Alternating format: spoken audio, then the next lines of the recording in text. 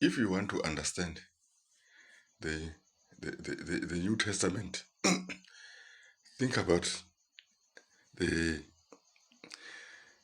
the freedom of the children of Israel from Egypt.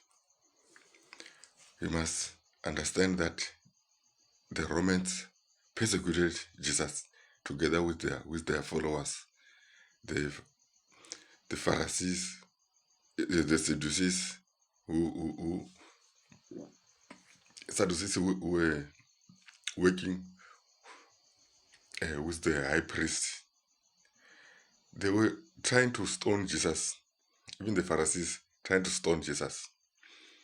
They were oppressing Jesus throughout his life. From the time when Herod tried to kill the children in an attempt to kill Jesus.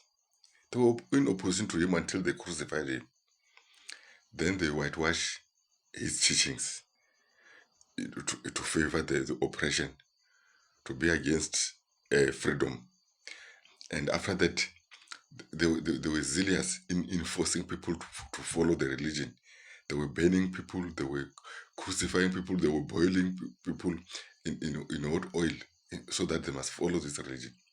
So now, imagine, during the time of Moses, the Pharaoh was opposed to Jewish freedom, to Moses, until his army was swallowed by the Red Sea. Until the last moment, even after all the miracles that God have done, the Pharaoh was opposed to the freedom of the people of the same way that the emperor and the high priest and the Herod were opposed to the freedom of the Jews. But what made them change is because they changed their religion. So if you go take it back to the Pharaoh, the only way that the Pharaoh was going to support Moses is when he will say, he will whitewash his message and say, blessed are the slaves, for they will see the promised land. It is difficult for a free Israelite to enter the promised land. Slaves, obey your master. A slave who wants to keep his life will lose it, and the one who wants to lose it will gain it. Or slave who will have freedom will not enter the promised land.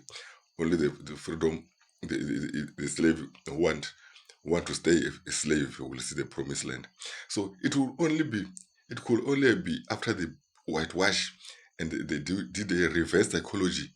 They did a propaganda, the same way that the Romans only accepted the message of Jesus after they whitewashed it in favor of them and against freedom.